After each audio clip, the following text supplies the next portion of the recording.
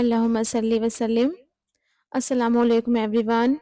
Welcome to my channel. Welcome to another vlog. I hope आप सब लोग ठीक होंगे। मैं भी अल्हम्दुलिल्लाह ठीक हूँ। हाजिर हूँ एक और व्लॉग के साथ। मॉर्निंग के जितने भी काम होते हैं ना जो हमारे रूटीन के, वो सारे ही मेरे हो चुके थे। अभी मैं बैठी थी वॉइस ओवर करने के लिए।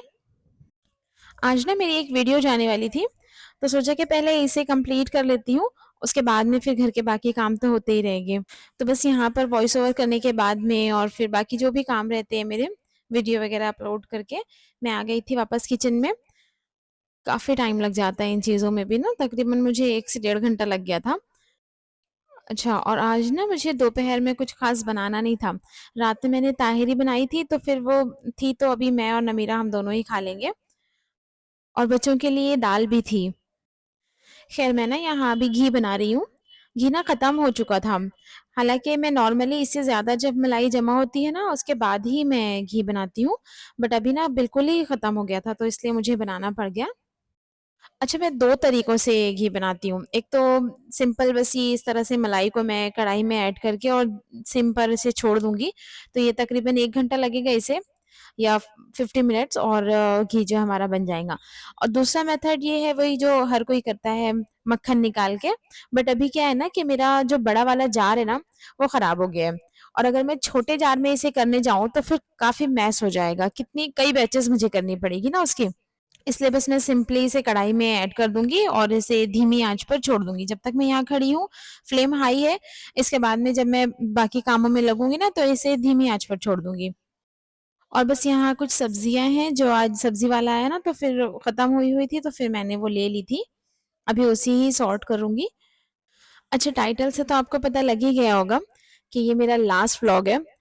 तो ऐसा नहीं है कि ये मेरा व्लॉग लास्ट है, बट हाँ, इस चैनल पे ये मेरा लास्ट व्लॉग है। एक्चुअली क्या हुआ ना कि ये चैनल जब मैंने बनाया था ना, तो मैं सोची थी कि इस पर सिर्फ़ रेसिपीज़ ही डालूँगी। बट फिर टाइम के साथ में मुझे ऐसा लगा कि नहीं, व्लॉग्स भी शेयर करने चाहिए। बट यूट्यूब के भी ना कुछ रूल्स होते हैं। तो क्या हुआ कि यूट्यूब के एल्गोरिदम के हिसाब से ना, अभी अगर मैं यहाँ इसी एक ही चैनल पर व्लॉग्स और रेसिपीज़ दोनों अलग-अलग मैं शेयर करती हूँ, यूट्यूब ना मेरे चैनल को प्रमोट नहीं करेगा। और बस वही हो रहा है मेरे साथ भी। व्यूज़ अच्छे खासे आ रहे हैं, बट मेरे सब्सक्राइबर नहीं बढ़ रहे।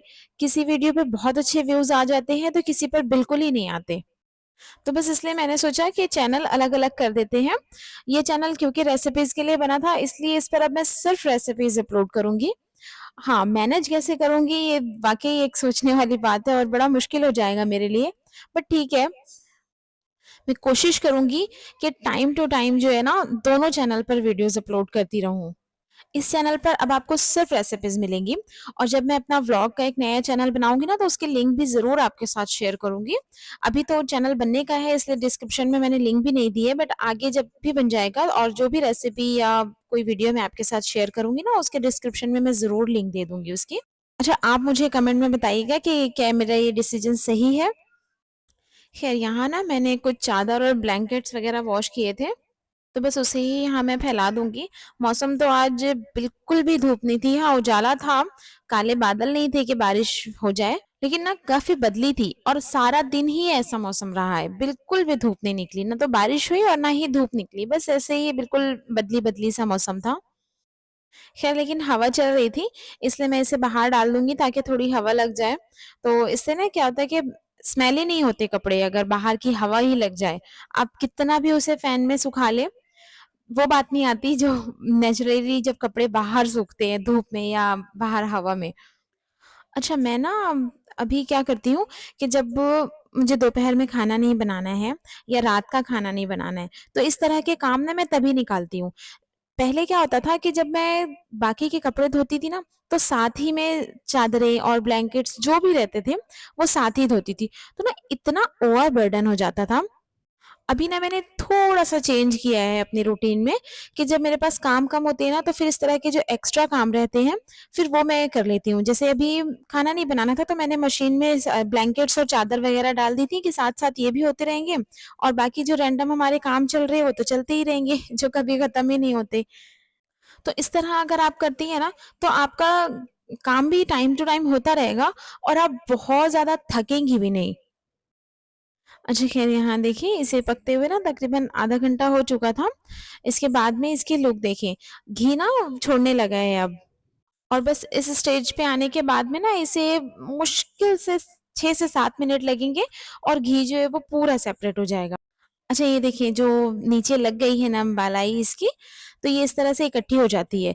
और जब मुझे खाना जो लास्ट में निकलती है ना इसकी बेरी, अगर मुझे नहीं खाना होता ना तो फिर मैं इसी तरह करती हूँ कि उसे धीमी आँच पर छोड़ देती हूँ, तो वो नीचे इकट्ठी हो जाती है। फिर जब हम घी को छानते हैं ना तो हमें दिक्कत नहीं आती। और अगर मुझे खाना है तो फिर मैं उसे कंटिन्यू चलाते हुए ही बनाती हूँ ताकि वो अच्छा-सा कलर आ जाए और बिल्कुल बढ़िया-सी बन जाए। ख़ैर यहाँ ना मेरे पास ब्रेड रखे हुए थे तकरीबन 4-5 जो आज ही एक्सपायर हो जाने वाले थे। तो मैंने सोचा इसे फेंकने से बेहतर है कि इसके ब्रेड क्रम्ब्स बना लें और अक्सर मैं ऐसा करती हूँ चाहे वो एक क्यों ना बचे और लास्ट वाला अक्सर रह जाता है ना, तो मैं ऐसे ही करती हूँ उसे उसका ब्रेड क्रम्ब बनाकर और फिर उसे स्टोर कर लेती हूँ। अच्छा ये देखिए ना यहाँ खसखस ली है मैंने, आज मैं खसखस बनाने वाली हूँ। कैसे बनाऊँगी इसकी रेसिपी भी आपके साथ शेयर करूँगी। अभी ना मैं इसे ड्राई-ड्राई ही ग्राइंड कर लूँगी। बिल्कुल फाइन पाउडर नहीं बनाना है आपको लेकिन हाँ, इसे दरदरा सा आपको पीस लेना है।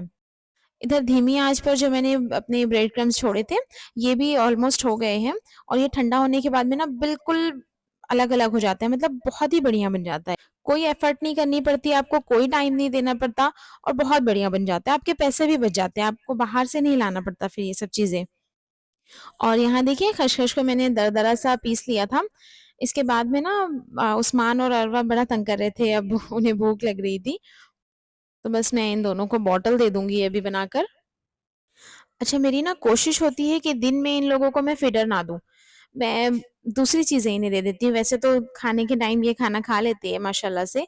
इसके अलावा भी अगर भूख लगती है ना बीच में तो फिर मंचिंग के लिए कोई चीज़ दे दिए या घर में ही कुछ बनाकर मैं कुछ दे देती हूँ इस तरह से।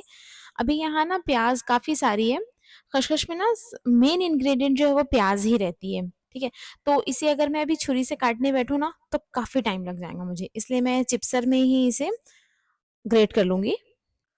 इससे ना काम बड़ा आसान हो जाता है। इस तरह से आप छोटी-छोटी सी टिप्स, छोटी-छोटी सी ट्रिक्स जब आप अपने किचन में, अपने घर के कामों में यूज़ करती हैं ना, तो आपका काम वाक़ई आसान हो जाता है। अच्छा इसकी रेसिपी मैं आपके साथ शेयर करूँगी। कोई रॉकेट साइंस नहीं है लेकिन बनती बहुत ज़बरदस्त है ये। अभी ना बस सिंपल मैंने प्याज़ में ऑयल ऐड किया था और इसे फ्राई होने के लिए छोड़ दिया था। इसे ना हमें अच्छा वाला जो गोल्डन ब्राउन कलर रहता है ना प्याज़ का, वो आने तक इसे फ्राई करना है। अगर आपकी प्याज़ में कलर नहीं आएगा ना, तो फिर बिल्कुल भी इसमें टेस्ट भी नहीं आएगा। प्याज़ लाल करने में थोड़ा-सा टाइम लगेगा ज़्यादा, लेकिन देखिए जो टेस्ट आएगा ना, जो रिज़ल्ट आएगा, आप बहुत खुश हो जाएँगे इससे। और बस देखिए यहाँ पर प्याज़ जो है हमारी फ्राई हो चुकी है। देखिए कितनी सारी मैंने ली थी और अब देखिए कितनी थोड़ी-सी बची है। ख़ैर इस स्टेज पे ना अब हम इसमें कुछ मसाले ऐड करेंगे। जैसे मैंने 1 टेबल स्पून जो है ना वो अदरक लहसुन का पेस्ट ऐड किया था इसमें। अच्छा आपको ये थोड़ा ग्रीन-ग्रीन लग रहा होगा। एक्चुअली इस बार जब मैंने अदरक लहसुन का पेस्ट बनाया ना तो मेरे पास समार की डंडियाँ जो रहती है ना डंठल, वो बड़ी कौली-कौली और अच्छी-सी थी तो मैंने उसके साथ ही उसे पीस लिया था तो इसका कलर इस तरह से ग्रीन हो गया। दूसरा हम इसके अंदर जो मसाले डालेंगे ना तो वो सिर्फ़ हल्दी पाउडर और मिर्ची पाउडर जाएगा और बहुत थोड़ा-सा आपको आमचूर पाउडर भी ऐड करना है खट्टे के लिए। मेरी अम्मी खटाई डालते थे इसलिए मैं भी यही डालती हूँ। अगर आपको कुछ और डालना है तो आप छोटा-सा एक टमाटर डाल दीजिए, बहुत ज़्यादा नहीं डालना, अदरवाइज़ उसका टेस्ट बिगड़ जाएगा। इसके बाद में जो खसखस को हमने ग्राइंड करके रखा था ना वो डाल देंगे इसके अंदर और फ़ौरन ही आपको पानी डालना है, अदरवाइज़ ना इसकी गुठलियाँ सी बन जाएँगी। फ़ौरन पानी डालकर इसे अच्छी तरह से मिक्स करके 10 मिनट के लिए इसे भूनेंगे हम। इसे भूनने में बहुत ज़्यादा टाइम भी नहीं लगता क्योंकि प्याज़ ऑलरेडी फ्राइड है और बस अदरक, लहसुन और सूखे मसाले तो ये बहुत झटपट ही भुन जाते हैं और इनकी जो रॉ स्मेल है वो चली जाती है। और बस देखिए 10 मिनट के बाद में इसकी लुक ऑयल भी सेपरेट हो गया है और अच्छी तरह से हमारे मसाले जो है वो भुन चुके हैं। बीच-बीच में आप इसे चलाते रहें अदरवाइज़ ये नीचे से ना लगने लगेंगे। और बस इस स्टेज पर आप समार ऐड करने के बाद में 2-3 मिनट और पका लें और हो गया ये आपकी रेसिपी डन हो गई है। और ये इतनी ज़बरदस्त बनती है ना, अक्सर तब जब आपको कुछ समझ में ना आ रहा हो कि क्या बनाएँ, फिर तो ये मस्ट ट्राई रेसिपी है। आप एक बार मेरे तरीके से ज़रूर बनाइएगा। ये बहुत ज़बरदस्त बनते हैं और पर्सनली मुझे तो ये बहुत ज़्यादा पसंद है। और बस इसके बाद में हमने डिनर किया और फिर से वही काम, बर्तन, झाड़ू, पोछा, रूटीन के बस किचन की क्लीनिंग, यही सारी चीज़ें लगी रहती है ना। अभी जो ये क्लिप है ना, ये खाना खाने के बाद जब मेरी सारी सफाइयाँ वगैरह हो गई थी, सब कुछ हो गया था मेरा। उसके बाद में ना मैं जो घी था ना वो जम गया था, तो उसे वापस एक बार गरम किया मैंने और अब इसे स्ट्रेन कर लूँगी। आप चाहें तो इसे कपड़े में भी स्ट्रेन कर सकते हैं, बट मैं ना इसी तरह छलनी में करती हूँ। इसके बाद ना थोड़ी देर के लिए मैं इसे फ्रिज में रख दूंगी। इससे ये थोड़ा सेट हो जाएगा ना, तो फिर गिरने का डर नहीं होता। और बस यही था मेरा आज का व्लॉग। अगर आपको पसंद आया हो तो प्लीज लाइक कीजिए, सब्सक्राइब कीजिए मेरे चैनल को। अगर आपको बढ़िया बढ़िया और सिंपल सिंपल रेसिपी चाहिए तो मिलती हूँ फिर इंशाल्लाह एक नई रेसिपी के साथ और नए व्लॉग के साथ, नए चैनल के साथ। तब तक के लिए मुझे दुआओं में याद रखें, अपना ख्याल रखें। अल्लाह हाफिज।